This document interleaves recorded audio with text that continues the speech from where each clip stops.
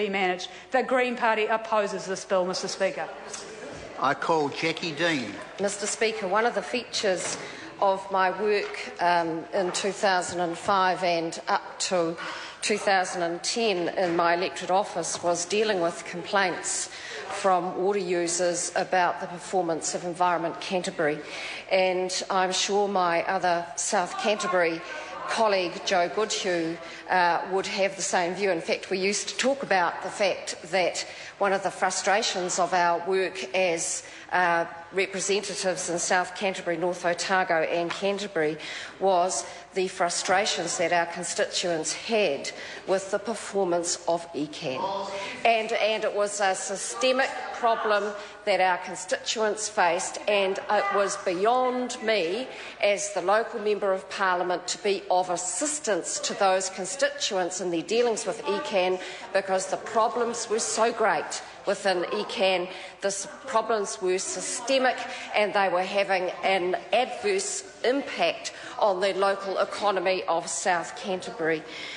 Mr Speaker, with respect to the previous speaker, I utterly reject the contention that the Speaker made that this bill was about promoting irrigation ahead of healthy rivers. And I invite that member to visit the Opua Dam and have a look at the subsequent water quality improvements that have been made in that catchment.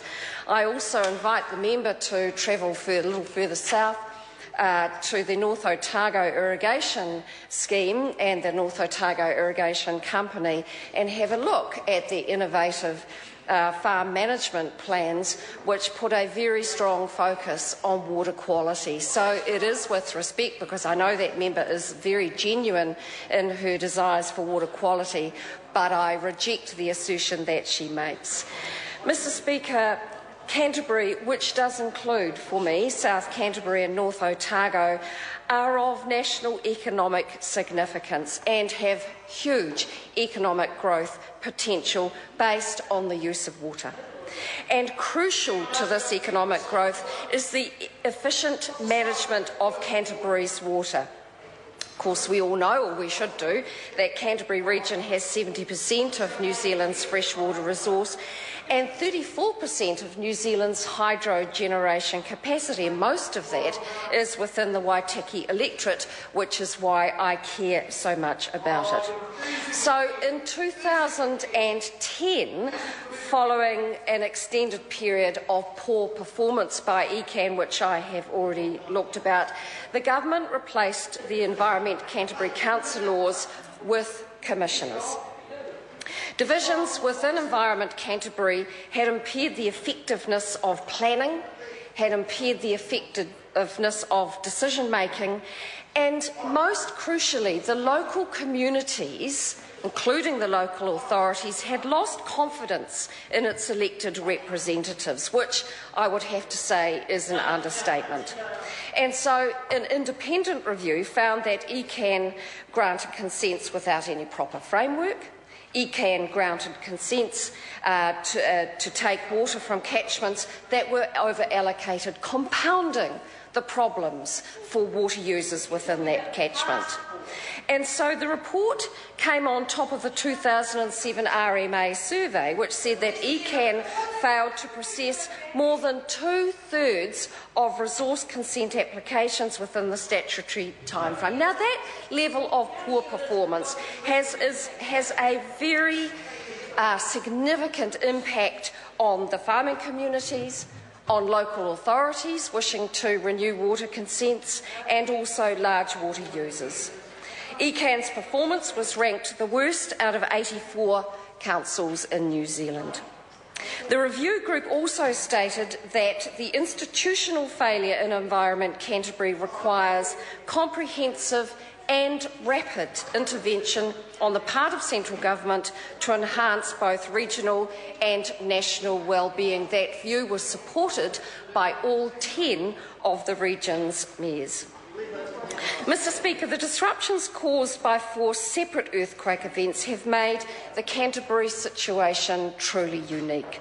The level of disruption was not envisaged when the original legislation was passed, And so the rebuilding of Christchurch and the wider Canterbury economy, including South Canterbury and North Otago, of course, after the earthquakes, has brought a much sharper focus the need for a competent and a consistent approach to planning for vital infrastructure for the future.